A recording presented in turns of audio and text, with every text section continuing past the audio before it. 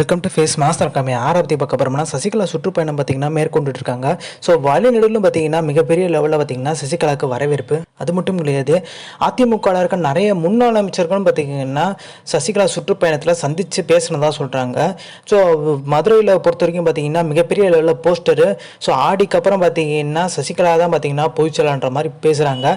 So இந்த மாதிரி poster பார்க்கும்போது எடப்பாடி பழனிசாமி அணியில் இருக்க முக்கியமான சில முன்னாள் அமைச்சர்களும் போய் வந்து சந்திக்க வாய்ப்பு இருக்கதா சொல்கிறாங்க. குறிப்பிட்டு செல்லூர் ராஜ் பார்த்தீங்கன்னா சந்திக்கிறதுக்கான வாய்ப்புகள் அதிகம்ன்றாங்க.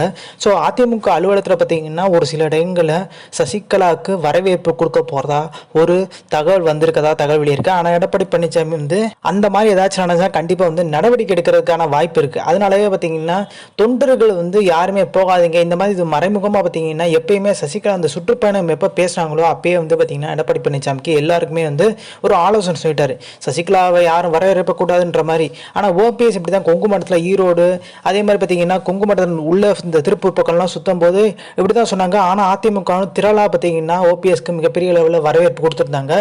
ஸோ இப்போ குறிப்பிட்டு பார்த்தீங்கன்னா இந்த சந்திப்புக்கு அப்புறம் மிகப்பெரிய லெவலில் எடப்பாடி பழனிசாமிக்கு நெருக்கடி உண்டாகுன்றாங்க. ஸோ இந்த information like share thanks for வாட்சிங் தி வீடியோ.